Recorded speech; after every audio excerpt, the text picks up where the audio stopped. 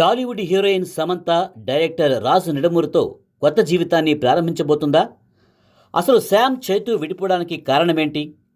అఖిలనేని ఫ్యామిలీపై మంత్రి చేసిన వ్యాఖ్యలేంటి? మధ్యలో బీఆర్ఎస్ వర్కింగ్ ప్రెసిడెంట్ కేటీఆర్ ఎందుకు వచ్చారు? వీటన్నిటికీ సమాధానమే ఈ వీడియో. టాలీవుడ్ తెరపై అందమైన ప్రేమ కథగా మొదలై ఊహించని రాజకీయ వివాదంలో చిక్కుకుని ఇప్పుడు కొత్త జీవితాన్ని ప్రారంభించిన నటి సమంత రూత్ ప్రభు జీవిత ప్రయాణమిది. అక్కినేని వారింట కోడలిగా వచ్చి నేడు ప్రముఖ దర్శకుని వివాహం చేసుకున్న ఈ నటి జీవితం ఒక సంచలనం.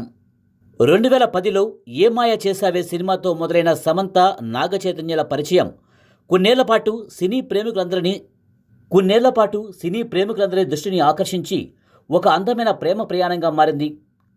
వెండి తెరపై వారు చూపించిన అద్భుతమైన కెమిస్ట్రీ నిజ జీవితంలోనూ ఫలించాలని అభిమానులు కోరుకున్నారు. వారి కోరిక మేరకు ఇరు కుటుంబాల అంగీకారంతో 2017 అక్టోబర్ 6-7 తేదీల్లో గోవాలోని అపురూప వేదికపై వీరి వివాహం 2017 అక్టోబర్ 6-7 తేదీల్లో గోవాలోని అపురూప వేదికపై వీరి వివాహం అంగరంగ వైభవంగా జరిగింది. హిందూ క్రిస్టియన్ సంప్రదాయ పద్ధతుల్లో జరిగిన ఈ కళ్యాణం అప్పట్లో టాలీవుడ్లో ఒక అపురూప ఘట్టంగా నడిచింది. అప్పటి వరకు స్టార్ హీరోయిన్గా ఉన్న సమంత అక్కినేని వారి కోడలిగా వచ్చి చై సామ్ జంటగా తమ వైవాహిక జీవితాన్ని సువర్ణ అధ్యాయంగా ప్రారంభించారు. 4 ఏళ్ల పాటు సాగిన వీరి అన్యోన్య జీవితం 2021 అక్టోబర్ 2న విడాకుల ప్రకటనతో ఒక్కసారిగా కుప్పకూలిపోయింది. ఈ నిర్ణయం టాలీవుడ్తో పాటు దేశవ్యాప్తంగా అభిమానులను దిగ్భ్రాంతికి గురిచేసింది. వీరి విడాకుల కారణాలు ఏమై ఉంటాయనే అంశంపై ఎన్నో పుకార్లు ప్రచారంలోకి వచ్చాయి. ముఖ్యంగా సమంత నటించిన ఒక వెబ్ సిరీస్లో బోల్డ్ పాత్రలు పోషించడం వల్లే కుటుంబంలో విభేదాలు తలెత్తాయని ఒక వాదన. అలాగే కొందరు రాజకీయ నాయకులతో ఆమెకు ఉన్న బంధాల వల్లే గొడవలు వచ్చాయనే పుకార్లు కూడా వ్యాపించాయి. అయితే ఈ ఆరోపణలను ఇద్దరూ ఖండించారు. ఈ విడాకుల వ్యవహారం వ్యక్తిగతం కాకుండా రాజకీయ దుమారం సృష్టించింది. తెలంగాణ రాష్ట్ర మంత్రి కొండా సురేఖ ఈ విషయంలో చేసిన వ్యాఖ్యలు పెను ప్రకంపనలు సృష్టించాయి. అక్కినేని కుటుంబంపై తీవ్ర ఆరోపణలు చేస్తూ నాగ చైతన్య సమంత విడిపోవడానికి అప్పటి బీఆర్ఎస్ వర్కింగ్ ప్రెసిడెంట్ కేటీఆర్ఏ కారణమని ఆమె సంచలన వ్యాఖ్యలు చేశారు. కేటీఆర్ పలువురు నటీమణుల ఫోన్లు ట్యాపింగ్ చేసి బ్లాక్మెయిల్ చేశారని, వారిని డ్రగ్స్కు బానిసలుగా చేశారని ఆరోపించారు. అంతేకాకుండా కేటీఆర్ లైంగికపరమైన సహాయం కోరడం, అందుకు నాగ చైతన్య నాగార్జున కూడా సహకరించారనేలా కొండా సురేఖ తీవ్ర వ్యాఖ్యలు చేశారు. ఈ వ్యాఖ్యలపై సినీ పరిశ్రమ, రాజకీయ నేతలు ముక్తఖండంతో మండిపడ్డారు. దీనిపై సమంత కూడా తీవ్రంగా స్పందించింది.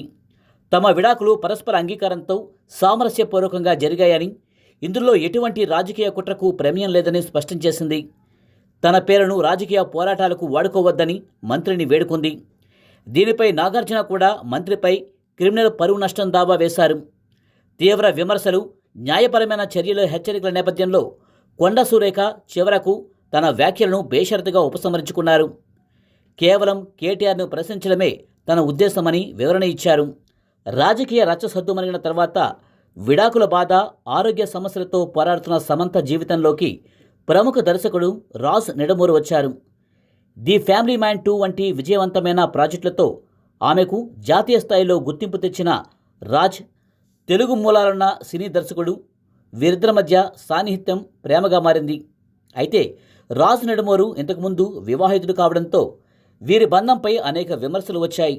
ముఖ్యంగా రాజ్ మాజీ భార్య శ్యామలి వీరి రిలేషన్షిప్పై వార్తలు వస్తున్న సమయంలో సోషల్ మీడియాలో నిస్సహాయ వ్యక్తులు అనే అర్థం వచ్చేలా ఒక రహస్య పోస్ట్ను షేర్ చేసింది. ఇది వీరి బంధంపై పరోక్ష విమర్శగా అందరి దృష్టిని ఆకర్షించింది. అన్ని వివాదాలను దాటుకుని సమంత తన జీవితంలో కొత్త అధ్యాయాన్ని ప్రారంభించాలని నిర్ణయించుకున్నారు. రాజ్ నిడమూరు ఈరోజు కోయంబత్తూరులోని ఈషా యోగా సెంటర్లో అత్యంత సన్నిహితుల సమక్షంలో వివాహ బంధంతో ఒకటయ్యారు. ప్రేమ, రాజకీయ చిక్కులు, వ్యక్తిగత యుద్ధాలు అన్నిటినీ అధిగమించి సమంత సాగించిన ఈ ప్రయాణం ఎందరికో స్ఫూర్తిగా నిలిచింది. కొత్త జీవితం ప్రారంభించబోతున్న సమంత, రాజ్ నిడమూరుకు ఆల్ ది బెస్ట్. ఈ వీడియో మీకు నచ్చినట్లయితే లైక్ చేయండి, షేర్ చేయండి, కామెంట్ చేయండి.